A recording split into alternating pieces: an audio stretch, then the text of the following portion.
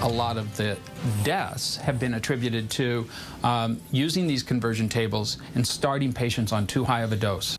Prescriptions are accidentally killing patients by the thousands each year. A Utah expert says because doctors are calculating the dose with standard reference tables that are wrong. In fact, I call them the death table.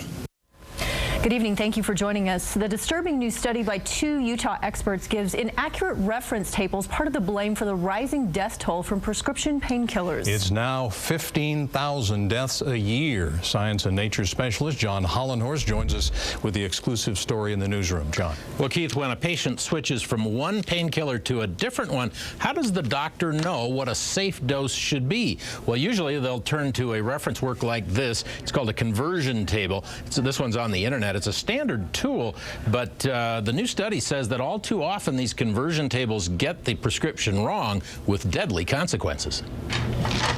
It's common for patients to switch from one painkiller to another. For a lot of reasons. Nausea, vomiting, they develop a tolerance to it. It just loses its effectiveness. Or, Dr. Lynn Webster says, the switch is necessary because the insurance company won't pay for the more expensive drug. But that simple switch can be deadly, according to the study Webster just published with Dr. Perry Fine of the University of Utah.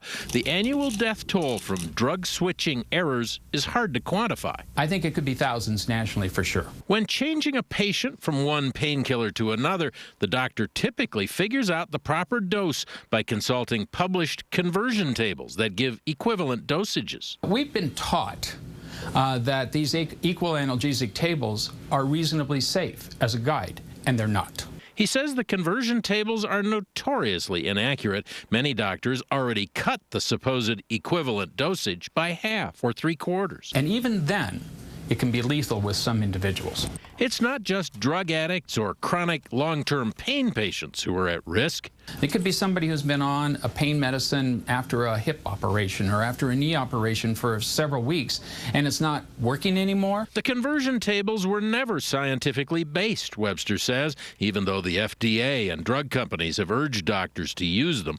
Webster recommends abandoning the tables. Prescribing doctors should just gradually phase out one drug and phase in the other. And that's why we're basically on a campaign nationally to make sure that every physician who prescribes an opioid understands they can't use these conversion tables. Well, the study is likely to cause a bit of a stir in the medical profession because of the prominence of the 2 co-authors. Dr. Webster is president-elect of the American Academy of Pain Medicine. Dr. Fine is the immediate past president. Back to you. Kind of disturbing news there. Thank you, John Hollenhorst, tonight.